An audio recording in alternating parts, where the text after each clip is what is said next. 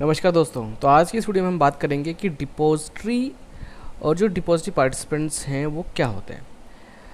अब हमें पता है कि जो स्टॉक मार्केट में जो भी ट्रेड वगैरह होती है, ठीक है, उसको क्लियर कराने की जो गारंटी वो लेता है क्लियरिंग कॉरपोरेशन, ठीक है। बट अगर हम कोई सिक्योरिटी बाय कर रहे हैं, जैसे हम शेयर बाय कर रहे हैं, हम डिवेंचर बाय कर रहे हैं या फिर म्यूचुअल फंड के यूनिट्स बाय कर रहे हैं, तो आज के टाइम पे ये सारी जो सिक्योरिटीज़ होती हैं, हम इसको अपने पास फिजिकल फॉर्म में नहीं रख सकते। पहले ऐसा होता था कि हाँ, कि हम इसको फिजिकल फॉर्म में अपने पास रख सकते थे, बट आज के टाइम पर हमें इन सारे सिक्योरिटीज़ को डीमेटलाइज फॉर्म में, यानी कि आप बोल सकते हो इलेक्ट्रॉनिक फॉर्म में, हमें डीमेट अकाउंट में रखना होता है, ठीक है। हमें डीमेट अकाउंट में रखता है, मतलब कि अब उस डीमेट अकाउंट में जितनी भी सिक्योरिटीज़ होंगी सारी वो डीमेट फॉर्म में ही होंगी, जो इलेक्ट्रॉनिक फॉर्म में उसमें होगी। तो अब वो जो डीमेट अकाउंट है वो ओपन कहाँ होता है? तो वो ओपन होता है हमारे डिपॉजिटरीज के पास। तो इंडिया में राइट नाउ अभी दो ही डिपॉजिटरीज है, CDSL और NSDL। तो स्टार्टिंग की जो उन्होंने डेफिनेशन उन्होंने यही बता रखा है कि डिपॉजिटरीज कौन होती है। डिपॉजिटरी एक इंस्टीट्यूशन है, ठीक है, जो क्या करता है, जो हमारी फाइनेंशियल एसेट्स को, अब फाइनेंशियल एसेट्स में कौन कौन सी चीज़ आ गई, जैसे इक्विटी आ गया, यानी कि शेयर आ गया, हमारे गवर्नमेंट बॉन्ड्स वगैरह आ गए, म्यूचुअल फंड के यूनिट्स वगैरह आ गए, तो इनको वो डीमेटलाइज फॉर्म में हमारे अकाउंट में रखता है वो, और हमारे इंस्ट्रक्शन पर वो सिक्योरिटीज़ को वो ट्रांसफ़र करता है पर्सन टू पर्सन। अब जब भी हम कोई ट्रांजेक्शन एग्जीक्यूट करते हैं, तो ये ऑटोमेटिकली जो हमारा डिपॉजिटरीज है, ठीक है, उसके पास ये इंस्ट्रक्शन चली जाती है कि मेरे पास जो सिक्योरिटीज़ आने वाली है, या फिर वो जो सिक्योरिटीज़ हैं, ठीक है, मुझे किसी को देना है। तो यहाँ पर अब दो पर्सन होंगे, यानी कि एक होगा हमारा ट्रांसफरर और एक होगा हमारा ट्रांसफरी। जब भी एक ट्रांजेक्शन होगी, मतलब जब भी एक ट्रेड एग्जीक्यूट होगी हमारी स्टॉक मार्केट पे, तो वहाँ पे दो ही लोग होंगे। एक पर्सन होगा जो कि शेयर ट्रांसफ़र कर रहा होगा, ठीक है ना, और एक होगा जिसको मिल रहा होगा। तो यहाँ पर जो हमारा ट्रांसफरी होता है वो ऐसा ही दे सकता है, ऐसा ही, मतलब स्टैंडिंग इंस्ट्रक्शन। इसकी फुल फॉर्म अभी आप ध्यान रखना, क्योंकि अभी जब हम आगे बढ़ेंगे तो यहाँ पे ऐसा ही लिखा हुआ है। तो जो ट्रांसफरी है वो डीपी को, यानी डिपॉजिटरी पार्टिसिपेंट्स को, ठीक है, देखिए अब हम डायरेक्ट तो जो डिपॉजिटरीज हैं हम उनके पास अपना डीमेट अकाउंट ओपन नहीं करवा सकते, तो हमें डिपॉजिटरी पार्टिसिपेंट्स के पास हमें जाना पड़ता है। तो डिपॉजिटरी पार्टिसिपेंट कौन हो गए? ब्रोकर हो गए, बैंक हो गए हमारे, ठीक है, और डिपॉजिटरी कौन हो गया हमारा? CDSL हो गया और NSDL हो गया। तो हम जाते हैं डिपॉजिटरी पार्टिसिपेंट्स के पास और वहाँ पे अपना डीमेट अकाउंट ओपन करवाते हैं, ठीक है। मतलब ये हम इनको फॉर्म देते हैं और ये जाते हैं NSDL या फिर जो CDSL है उनके पास, मतलब जिनके साथ भी उन्होंने टाइप कर रखा हो। तो जो ट्रांसफर होता है वो स्टैंडिंग इंस्ट्रक्शन दे सकता है डिपॉजिटरी पार्टिसिपेंट को कि हाँ, कि उसको सिक्योरिटीज़ मिलने वाली हैं, और अगर उसको नहीं मिलती है, ठीक है, सपोज दैट मान लेते हैं कि वो जो सिक्योरिटीज़ है एक पर्टिकुलर टाइम पीरियड पर नहीं मिलती हैं, तो वो अलग से इंस्ट्रक्शन देगा। फॉर एग्जांपल, जैसे अब मान लेते हैं कि मैंने कोई ट्रेड एग्जीक्यूट करी है, तो यानी कि वो T+2 ये जो साइकिल है इस टाइम पीरियड में मेरे पास वो आ जानी चाहिए। तो उस केस में क्या होगा, फिर जो हमारा डिपॉजिटरी पार्टिसिपेंट है, अब अगर नहीं आती हैं तो फिर ये जो हमारा डिपॉजिटरी पार्टिसिपेंट है ये उसकी जिम्मेदारी है कि वो हमारे जो डीमेट अकाउंट है उसके अंदर वो जो सिक्योरिटीज़ है वो डालेगा। तो होता ये है कि जब हम ऑनलाइन ट्रेडिंग कर रहे होते हैं तो हम एप्लीकेशन का यूज़ करते हैं, जो वो एप्लीकेशन होती है ब्रोकर की, बट हम ऑफलाइन भी हम ट्रांजेक्शन कर सकते हैं। तो सपोज दैट मान लेते हैं कि दो फ्रेंड हैं, राम और श्याम, और राम ने कहा यार मुझे शेयर बेचने हैं, बट वो बिक नहीं रहे हैं वो ऑनलाइन, मतलब स्टॉक एक्सचेंज पे। तो श्याम ने कहा एक काम करो, मुझे बेच दो। तो यहाँ पे जो ट्रांजेक्शन हो रही है वो ऑफलाइन हो रही है। तो राम को अब क्या करना है, राम को बस अपने जो डिपॉजिटरी पार्टिसिपेंट है, यानी कि अपना ब्रोकर है, उसको बस इंस्ट्रक्शन देनी है कि हाँ, कि मेरे जो सिक्योरिटीज़ हैं वो शाम के अकाउंट में वो आप ट्रांसफ़र कर दो, ठीक है, ऐसा पॉसिबल है। तो आई थिंक ये चीज़ आपको समझ में आ गई होगी। तो जब भी ट्रांजेक्शन होती है, चाहे वो हमारी ऑनलाइन हो चाहे ऑफलाइन हो, तो यूजुअली जो है हम जो अपने DP है उनको हम इंस्ट्रक्शन देते हैं कि हाँ, कि मुझे सिक्योरिटीज़ मिलने वाली है फिर नहीं। बट एक्चुअल में होता है कि हम डायरेक्टली हम उनको नहीं बोलते हैं, है ना। वो वो जो इंस्ट्रक्शन है वो ऑटोमेटिकली जो एप्लीकेशन है उसके थ्रू उनको मिल जाता है कि हाँ कि इस पर्सन को शेयर मिलने वाला, मतलब सिक्योरिटीज मिलने वाली है। अब जो सिक्योरिटीज़ है वो ट्रांसफ़र करने की ज़रूरत क्या है, तो वो अलग अलग चीज़ों के लिए हम कर सकते हैं, ठीक है। फॉर एग्जांपल जैसे कि transfer due to a transaction done on a person to person basis. मान लेते हैं कि हमने ऑफलाइन कोई ट्रेड ली है, तो उस केस में भी क्या होगा, उस केस में भी जो सिक्योरिटीज़ है वो ट्रांसफ़र होंगी ना, मतलब ए ने बी को शेयर बेचा ऑफलाइन, ठीक है। तो यहाँ पर भी क्या हो रहा है, यहाँ पर जो सिक्योरिटीज़ है वो ट्रांसफ़र हो रही है। तो जब ऑफलाइन ट्रांजेक्शन होती है तो उसे बोलते हैं of market transaction. And second है कि हो सकता है कि स्टॉक एक्सचेंज पे, ठीक है, स्टॉक एक्सचेंज पे कोई ट्रांजेक्शन हुई हो, तो उस केस में जो सिक्योरिटीज़ हैं वो ट्रांसफ़र होंगी। अब मान लेते हैं कि ए ने बी को शेयर बेचे हैं, तो यानी कि ए के डीमेट अकाउंट से वो बी के डीमेट अकाउंट में वो ट्रांसफ़र होगी। एंड थर्ड केस हो सकता है transfer arising out of transmission of securities and account closure. मतलब अब समझिए, देखिए, अब ये भी रीज़न हो सकता है जो पर्सन है वो अपना डीमेट अकाउंट बंद करवा रहा हो, तो वो अपने जो सिक्योरिटीज़ है वो किसी और अकाउंट में वो ट्रांसफ़र कर रहा है, बट है ना, यहाँ पर क्या हुआ कि यहाँ पर कुछ भी मतलब पैसे कोई लेन देन नहीं हुआ, simple. So a beneficiary account can be debited only if the beneficial owner has given. So मान लेते हैं कई बार ऐसा होता है कि एक पर्सन है, उसका डीमैट अकाउंट है बट उसकी डेथ हो गई, तो उस केस में क्या होगा, वो अकाउंट तो अब बंद होगा, बट वो जो शेयर हैं, ठीक है, वो किसी न किसी को मिलेंगे। तो जब भी आप अपना डीमैट अकाउंट ओपन करवाते हो तो आप वहाँ पर जो नॉमिनी है वो आप देते हो, तो जो नॉमिनी होगा, ठीक है, उसको ही वो शेयर वो ट्रांसफ़र होंगे, मतलब उसकी ही अकाउंट में वो ट्रांसफ़र होंगे। सो a beneficiary account can be debited only if the beneficial owner has given delivery instruction in the prescribed form। मतलब समझिए इसका कि आपने नॉमिनी तो आपने दे रखा है, ठीक है, तो यानी कि सिंपल से अब लॉजिक ये समझ लीजिए कि हाँ कि अगर इन केस आपको कुछ हो जाता है तो जो सिक्योरिटीज़ हैं वो आपके जो बेनिफिशरी है, ठीक है ना, वो उसको ट्रांसफ़र हो जाएंगे अगर आपने उसमें मेंशन कर रखा है तो यहाँ पे ये DI का मतलब क्या है, डिलीवरी इंस्ट्रक्शन।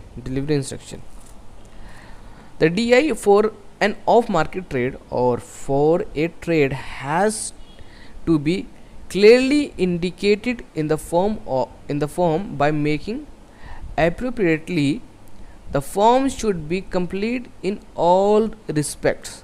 अब इसको समझिए, the DI for an off market trade, मान लेते हैं कि आप एक ऑफ मार्केट ट्रेड कर रहे हो और वहाँ पर आपने एक डिलीवरी इंस्ट्रक्शन आपने दी, तो वहाँ पर आपको साफ आपको मेंशन करना पड़ेगा कि हाँ कि आप एक इंस्ट्रक्शन दे रहे हो। अब समझिए, देखिए, अब जब आप ऑनलाइन करते हो ट्रांजेक्शन तो उस केस में जो सॉफ्टवेयर है वो ऑटोमेटिकली वो DI वो दे देता है, मतलब डिलीवरी इंस्ट्रक्शन वो दे देता है। बट जब आप ऑफलाइन कर रहे हो तो वहाँ पर ना आपका जो ब्रोकर है उसको DI आपको देना पड़ेगा, मतलब उसको इंस्ट्रक्शन देनी पड़ेगी, किसमें, वो रिटर्न में देनी पड़ेगी, ठीक है। तो यहाँ पे उसी की बात हो रही है, तो वो आपको एक प्रेस्क्राइब्ड फॉर्म में दे रखा होगा, उसमें कंप्लीट मतलब जितने भी एस्पेक्ट्स होंगे उसके बारे में आपको डिटेल में आपको बताना पड़ेगा, और उस डॉक्यूमेंट पे आपके साइन वगैरह भी होंगे। All the holders of account have to sign the form. If the debit in has to be effected on a particular date in future, account holder may mention such that in space provided for execution date। तो मान लेते हैं कि जो transaction है वो offline हो रही है और यहाँ पे जो ट्रांजेक्शन हो रही है ना, मतलब जो सिक्योरिटीज़ है वो फ्यूचर में ट्रांसफ़र की जानी है, यानी कि आज नहीं, वो एक हफ्ते बाद, 2 हफ्ते बाद। तो उस केस में ना डेट है जो डेट है वो मेंशन करना ज़रूरी है, तो उसे बोलते हैं एग्जीक्यूशन डेट। फॉर्म में लिखा होता है, जो फॉर्म मिलता है ना उसके अंदर लिखा होता है एग्जीक्यूशन डेट, तो वो डेट मेंशन करनी पड़ती है कि हाँ कि इस पर्टिकुलर डेट पर ये इतनी सिक्योरिटीज़ ट्रांसफ़र की जानी है। एंड आगे यहाँ पे इन्होंने बता रखा है कि ऑफ मार्केट क्या होता है और ऑफ मार्केट ट्रेड क्या होती है। तो जो भी ट्रांजेक्शन स्टॉक एक्सचेंज पे नहीं होती है, जो भी ट्रांजेक्शन स्टॉक एक्सचेंज पे नहीं होती है, ऑफलाइन होती है, उसे हम बोलते हैं ऑफ मार्केट ट्रांजेक्शन, या फिर आप बोल सकते हो ऑफ मार्केट ट्रेड। ठीक है। और जब भी ऑफलाइन कोई ट्रांजेक्शन होगी तो वहाँ पर आप जो DI है वो सबमिट करना ज़रूरी है ट्रांसफ़रर को। DI मतलब डिलीवरी इंस्ट्रक्शन। और बाकी यहाँ पे वही चीज़ ने, यहाँ तक तो उन्होंने वही चीज़ बता रखी है कि हाँ, कि जो फॉर्म है वहाँ पे डेट वगैरह उन्होंने उनको मेंशन करना ज़रूरी है। अब सपोज मान लेते हैं कि यहाँ पर हमने ट्रांजेक्शन एग्जीक्यूट करी, मुझे यहाँ पे क्या करना है, मुझे ना सिक्योरिटीज़ मुझे बाय करनी है। देखिए यहाँ पे दोनों चीज़ हो सकती है, बाय भी और सेल भी, बट यहाँ पे मान लेते हैं कि मुझे बाय करनी है। तो उस केस में वो जो ट्रांजेक्शन है, ठीक है, जैसे वो मैं ट्रांजेक्शन में एग्जीक्यूट करूँगा तो एक इंस्ट्रक्शन नंबर जनरेट हो जाएगा, एक इंस्ट्रक्शन नंबर ऑटोमेटिकली वो जनरेट हो जाएगा। तो अगर एग्जीक्यूशन की जो डेट है, ठीक है, वो उस टाइम पर अगर मेरे अकाउंट में बैलेंस होगा, ठीक है, उस टाइम पर अगर मेरे अकाउंट में अगर बैलेंस होगा तो मेरे अकाउंट से जो बैलेंस है वो डेबिट हो जाएगा। ठीक है। और अगर नहीं होगा तो फिर वो जो सिस्टम है वो थोड़ा वेट करेगा। मान लेते हैं कि इनफ मनी नहीं है मेरे अकाउंट में, तो वो थोड़ा वेट करेगा, बट वहाँ पर भी वो डेट जो है वो मेंशन करना ज़रूरी है।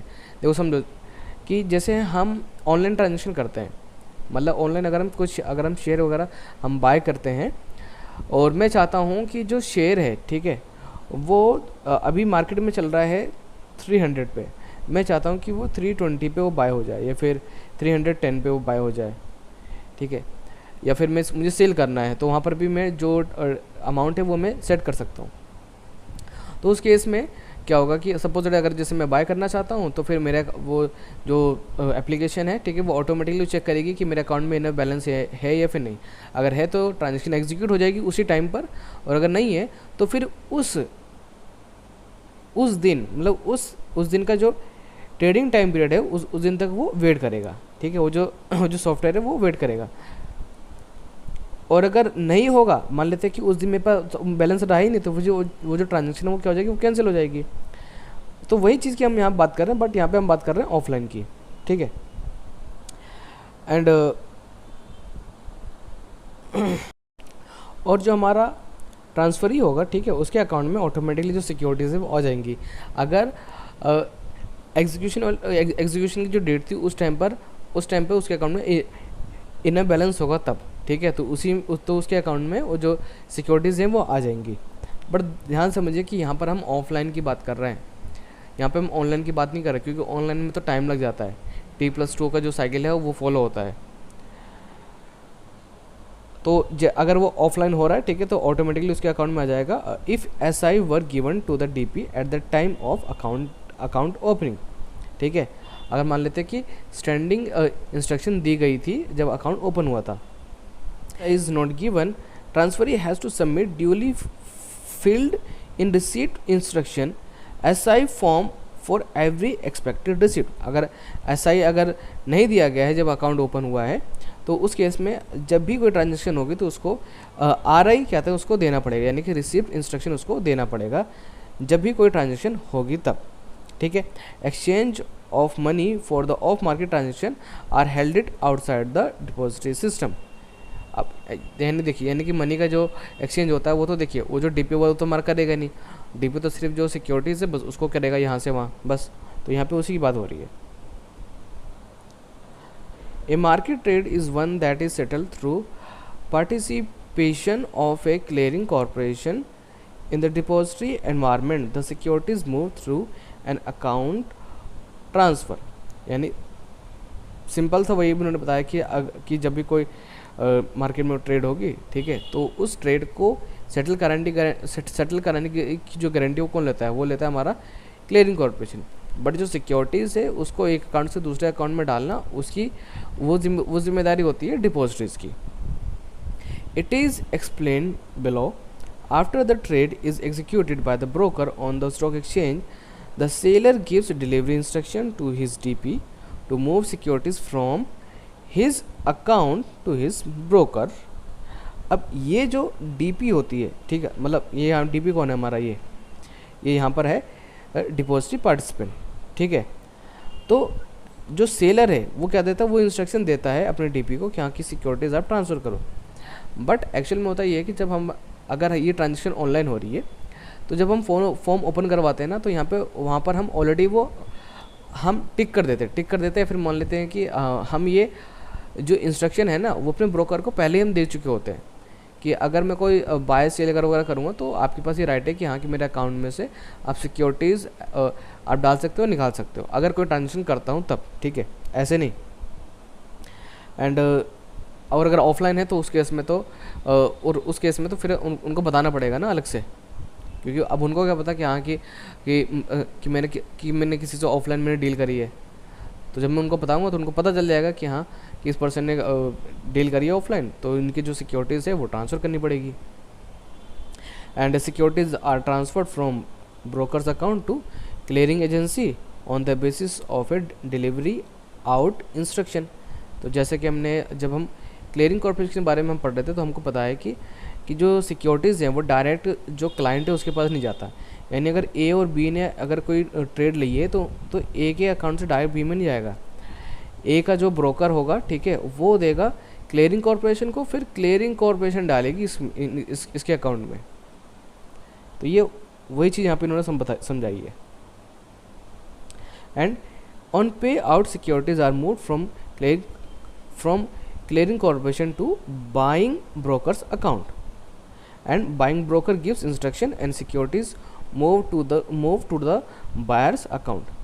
सो यहाँ पे ज़्यादा कुछ नहीं था, बस यहीं पे बस जो डिपॉजिटरीज हैं, ठीक है, उनके बारे में आपको बताया गया था, और जो डिपॉजिट पार्टिसिपेंट है उनका जो काम क्या होता है बस वो, ठीक है, ज़्यादा यहाँ पे कुछ डिटेल में उतना बताया नहीं क्या, ठीक है। तो नेक्स्ट वीडियो में हम बात करेंगे कि क्लियरिंग प्रोसेस क्या होता है।